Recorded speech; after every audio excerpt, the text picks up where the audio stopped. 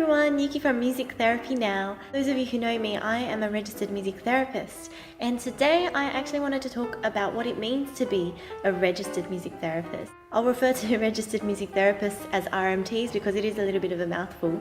If someone is an RMT, it means that they have completed an accredited course in music therapy and are registered with the Australian Music Therapy Association, or the AMTA. I'm currently the state representative of the AMTA for WA, and in WA we only have 14 RMTs, and we've actually grown quite a bit in the last couple of years. The accredited courses, they're not just diplomas or certificates. Currently in Australia, they are a master's course, so a 2 years postgraduate course. It's quite a competitive course. It's only running at the University of Melbourne and the University of Western Sydney. And these courses have a big emphasis on supervised prac. So this means that the student therapist must do supervised music therapy work with a registered music therapist. The course also puts a big emphasis on research skills. The profession itself is a research-based practice. There's a lot of work that goes into becoming an RMT. By joining the AMTA, we're bound by a code of ethics. So there's a bit of a process. We're not just musicians that one day decided we'd pick up the guitar and sing to people and call it therapy. We've the AMTA actually celebrated their 40th birthday last year. The association is quite established now. We've been around for a while, and you might have noticed this little badge that I'm wearing. I'll show you what it is.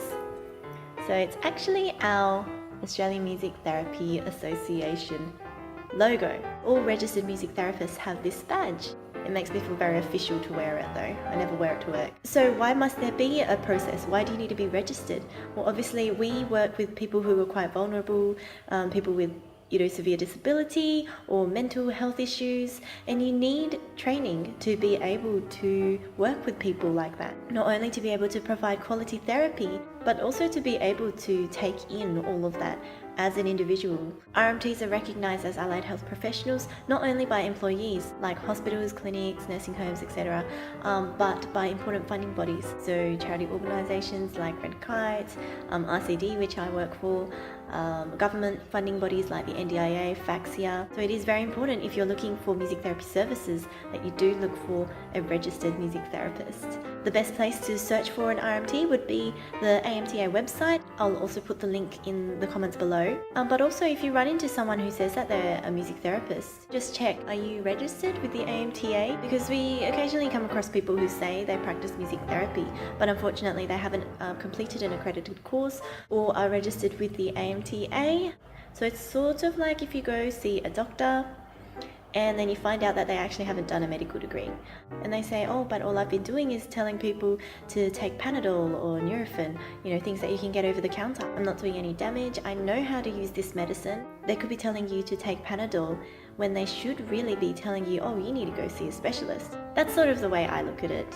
I think community musicians do wonderful work that at times can be very similar to what a registered music therapist might do. But especially when you're working with vulnerable populations, people with dementia, people with disabilities, you want someone who is trained and has the skill set to be able to deal with everything that goes along with that. Not just the music playing side, there's just so much more that goes into a music therapy session. So again, if you're looking for music therapy, please look for a registered music therapist if you're in Australia. In America, it's called board certified music therapists. Every country has their own association and they have their own accredited courses that are required to become a recognised professional.